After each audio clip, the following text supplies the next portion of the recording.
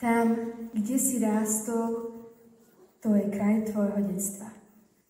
V ňom prikrytý stôl, detský svet, rodná kotva. Tam, kde si rástol, kraj plný detských príhod, tvoj vlastný priestor, kraj chápania i nezhod.